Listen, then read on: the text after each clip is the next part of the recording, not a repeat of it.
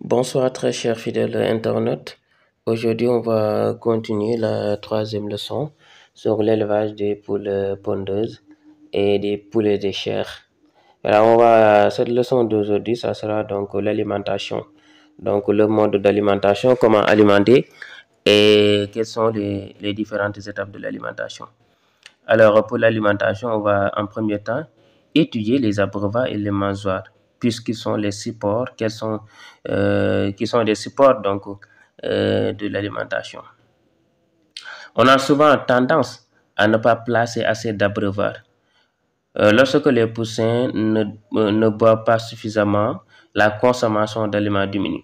Vous savez que quand les poussins arrivent, on dit que non, les poussins sont tellement petits, c'est pas la peine de mettre beaucoup d'abreuvoirs. Alors qu'il y a un impact parce que quand il n'y a pas assez d'abreuvoirs, les poussins ne vont pas boire. Et s'ils ne boivent pas, il n'y aura pas assez d'eau.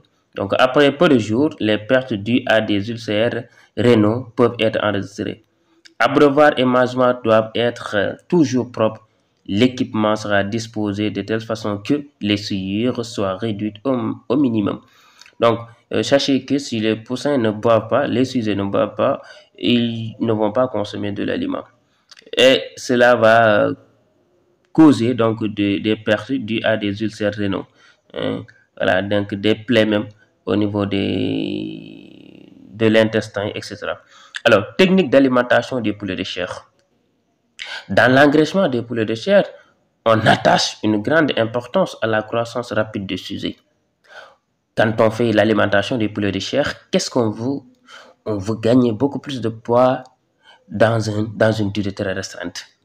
L'alimentation des troupeaux de poulets de chair se fait généralement avec des aliments complets. Cependant, il faut surtout veiller à ce qu'il n'y ait pas de gaspillage. Les mangeoires doivent être correctement réglées, c'est-à-dire la hauteur, et pas trop remplies. Les teneurs doivent être élevées en protéines et en énergie. Ici, bon, on va vous expliquer tout simplement que, bien sûr, les sujets, surtout les poussins, doivent manger à volonté. Mais cela ne signifie pas qu'il faudrait gaspiller l'aliment. Il faut mettre le strict minimum. Ne pas mettre aussi assez d'aliments jusqu'à ce que l'aliment se verse sur terre, parce que ça sera du gaspillage. Mais alimenter aussi à volonté, surtout à stade poussant. Pour arriver à maturité, les poulets de chair doivent consommer 4 kg d'aliments répartis comme suit. Les poulets de chair doivent manger 4 kg d'aliments, mais selon un échelon bien défini. Il y a la technique d'alimentation de 2 aliments. Tu peux dire que moi, je vais utiliser deux aliments pour alimenter mes sujets. On est d'accord? Et pour cela, démarrage 1,5 kg pour une durée de 4 semaines. Tu vas utiliser l'aliment de démarrage 4 semaines, donc 28 jours, on peut dire. La finition, 2,5 kg à partir du 29e jour jusqu'à la fin de l'opération. Donc, si tu dis, moi, je vais utiliser la technique d'alimentation avec 2 aliments, sache que tu dois utiliser 1,5 kg pour chaque sujet pour une durée établie pour une durée de 4 semaines. C'est pareil aussi pour l'aliment de finition, 2,5 kg pour une durée, donc du 29e jour jusqu'à la finition. Alors, pour celui qui veut dire, non, moi, je vais utiliser la technique d'alimentation avec 3 aliments. C'est ça qui est beaucoup plus fréquente. Alors là, il faut utiliser 1 kg pour une durée de 2 semaines de démarrage. 1 kg pour une durée de 2 semaines aussi pour la croissance. Et 2 kg à partir du 29e jour jusqu'à la fin de l'opération.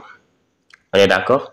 Mais cependant, il faut noter actuellement de nos jours, la plupart, vu les améliorations génétiques, à 35 jours, on peut avoir des poussins à maturité. De ce fait, certains éleveurs n'utilisent même plus l'aliment de finition. Ils n'utilisent que l'aliment de démarrage et l'aliment de croissance.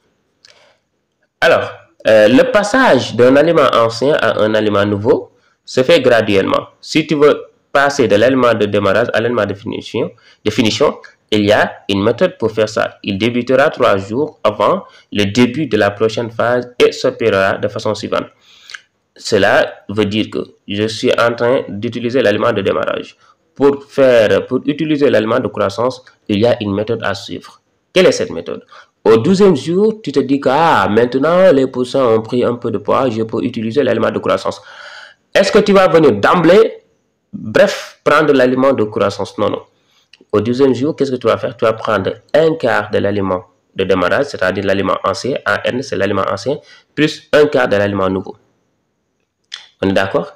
Et 13e jour, un demi de l'aliment ancien, un demi de l'aliment nouveau. 14e jour, un demi de l'aliment ancien, un quart de l'aliment ancien, 4 quarts de l'aliment nouveau. Ainsi de suite. Le 5e jour, tu peux utiliser tout simplement l'aliment de croissance parce que tu as respecté la phase de transition. C'est ça que l'on appelle la phase de transition. Parce que si vous ne respectez pas la phase de transition, cela peut entraîner beaucoup de problèmes, surtout les problèmes d'indigestion. Parce que les sujets n'ont pas encore l'habitude de manger un aliment beaucoup plus granulé, donc de calibre beaucoup plus important. Alors, ils auront des problèmes à digérer ça. Donc, je vous conseille, quand vous voulez changer de l'aliment, il faut faire ça d'une manière un peu étalée. Alors, merci beaucoup pour votre fidélité. J'espère bien que la leçon a été claire. Les explications ont été un peu rapides, mais quand même, je pense bien que avec beaucoup plus de synthèse avec vous, je pense bien que la leçon est très claire. Merci beaucoup et à bientôt. Et il faut s'abonner, surtout partager les vidéos. Abonnez-vous.